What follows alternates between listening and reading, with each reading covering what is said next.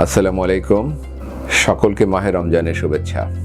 আমাদের দেশে 50 ঊর্ধ্ব প্রতি নারী পুরুষই রমজানে রোজা রেখে থাকেন। আর এই 50 ঊর্ধ্ব নারী পুরুষের প্রত্যেকেরই প্রতি 3 জন নারীর একজন এবং প্রতি 5 জন পুরুষের একজন হাড় ক্ষয় রোগে আক্রান্ত হয়ে থাকে। অথচ তারা জানেই না তাদের হাড় ক্ষয় আছে। হাড় ক্ষয়ের মূল সমস্যা হচ্ছে অল্প আঘাতে অথবা বিনা আঘাতে হাড় ভেঙে যায়, যার ফলে মৃত্যু ঝুঁকিও বেড়ে যায়। সুতরাং হাড় ক্ষয়ের চিকিৎসা যেমন প্রয়োজন, হাড় ক্ষয় প্রতিরোধের প্রয়োজন এবং হাড় ক্ষয় হলে আমাদের কী করণীয় আপনাদের জানা দরকার।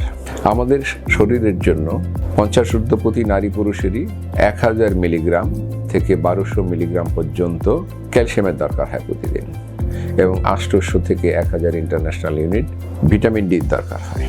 এই রমজানে এই সমস্যা হতে পারে। আমরা যদি আমাদের ইফতারির সময় প্রচুর পরিমাণ সবুজ শাকসবজি খেতে পারি, দুগ্ধ জাতীয় যত খাবার আছে তাতে প্রচুর ক্যালসিয়াম আছে, যেমন দধি, দুধ, পনির ইত্যাদি খেতে পারি। ঢ্যাঁড়স আমাদের ভালো একটি উৎস। বিশেষ করে আমরা খেজুর খেয়ে থাকি, খেজুর কিন্তু প্রচুর পরিমাণে ক্যালসিয়াম থাকে, বাদামে প্রচুর ক্যালসিয়াম থাকে। আর আমরা যদি আমাদের ইফতারি বা সাহারির সময় আমরা একটি ডিম রাখি, তাহলে আমরা আমাদের ভিটামিন ডি সেখান থেকে পূরণ করতে পারি। ইত্যাদি খাওয়ার পরেও আমাদের শরীরের হাড় মজবুত থাকে এবং হাড় ক্ষয় প্রতিরোধ হয় যদি আমরা ওয়েট বিয়ারিং এক্সারসাইজ করি, অর্থাৎ আমাদের মিনিমাম 30 মিনিট হাঁটা দরকার। রমজানের মধ্যে হাঁটাটা অনেকেরই সম্ভব হয় না, তবে ইফতারির পরে যদি আমরা আধা ঘন্টা হাঁটার চেষ্টা করি তাহলে সেটা পূর্ণ হওয়া সম্ভব। আর সকল নারী পুরুষেরই 2 থেকে 3 লিটার পানি খাওয়া প্রয়োজন ইফতার থেকে সাহারি পর্যন্ত।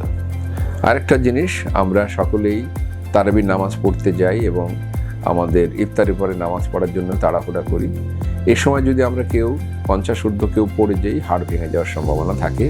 এই জন্য আমাদের সাবধানে যেতে হবে।